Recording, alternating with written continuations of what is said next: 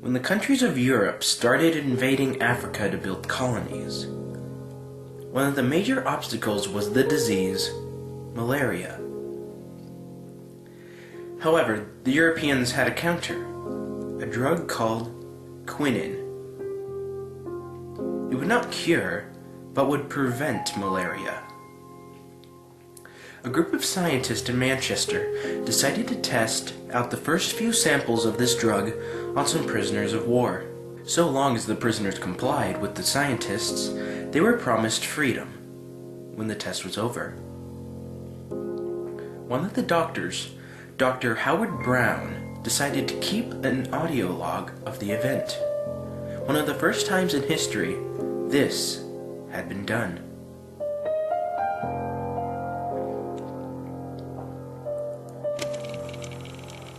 Day 1, 10th of October, 11:43 p.m.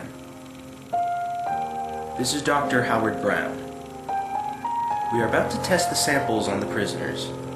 Subject A will receive a daily dosage, Subject B got a weekly dosage, and Subject C, the monthly dosage. We injected them with the malaria soon after they fell asleep. So far, they have not exhibited any side effects, save a slight hearing problem. However, these come few and far between. We'll see what tomorrow brings. Staff note: Colonel Arthur Radley was shot down by a guard today while trying to free the prisoners. His death will not be honored by a funeral. He does not deserve one. Day 2, 11th of October, 3:24 p.m. Once again, nothing odd has happened. The subjects are eating and drinking normally and going on with daily activities. Or at least, as much as one can do hauled in a small glass tank. However, Subject C began exhibiting strange behavior. He seems to occasionally experience spasms in his arm, as if he is a beast, cutting something with claws or nails. I will go talk to him.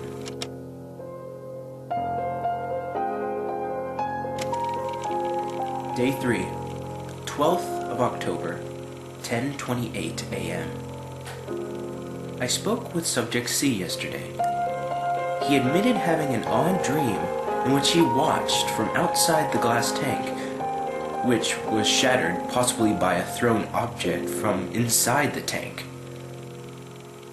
as a monster, shrouded in black, clawed Subjects A and B and proceeded in eating their skin. Their skin! I asked him how the clawing was done by the monster.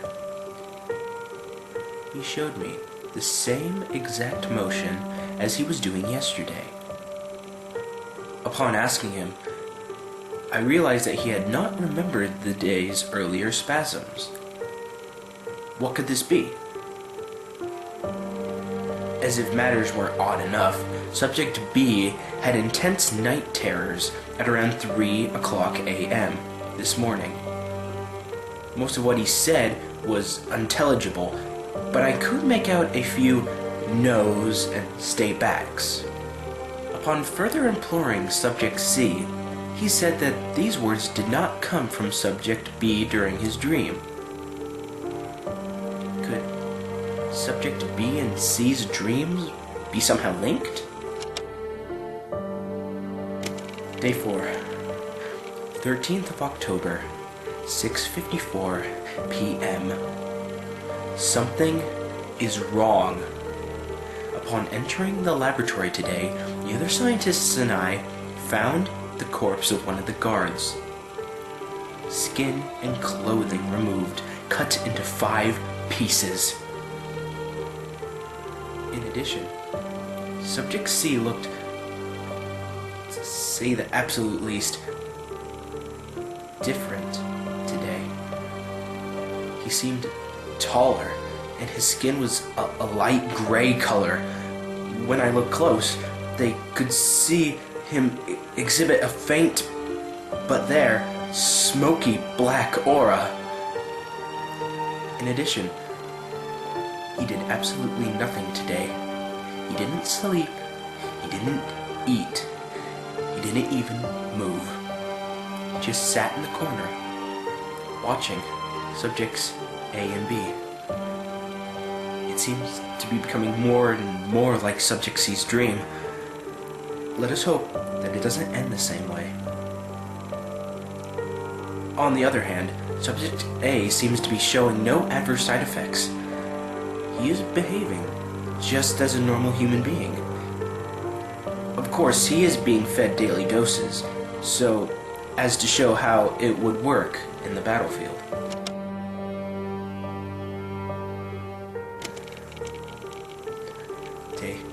Day 5, 14th of October. This is the final word of warning, should this lab ever be discovered.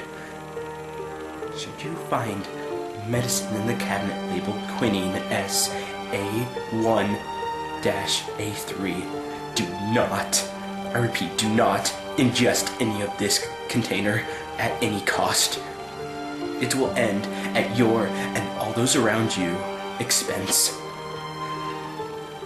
Earlier today, Subject C, he did not look human. In fact, I even doubt he was. He appeared to be a monster, shrouded in black, and exhibited huge claws. He stepped up from his chair, approached the other two subjects.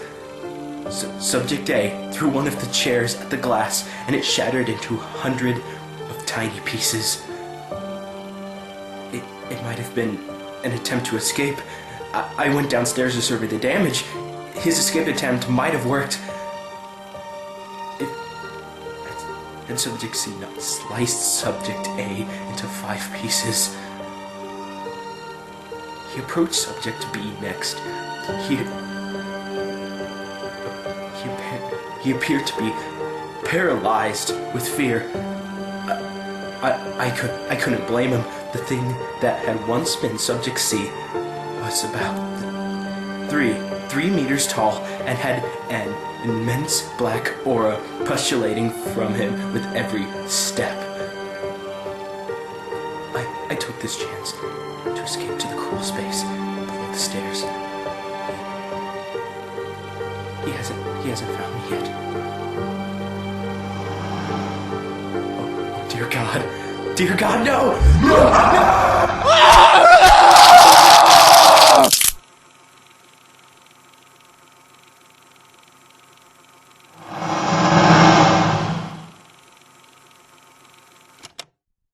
After this experiment, Quineine S was never again created, and Quineine T was conceived. Upon testing, scientists found that these side effects did not happen if a monthly dose drug was not used. Therefore, Quineine T, now simply known as quinine, only came in daily and weekly doses. During World War I, the lab was rediscovered by the Allied forces surveying damage. Upon entering, they found about 20 corpses, all in the same condition, sliced into 5 pieces with skin removed. In a small crawl space under the staircase was a large audio recording device with the recording on it by a Dr. Howard Brown. We can only assume the worst of his fate.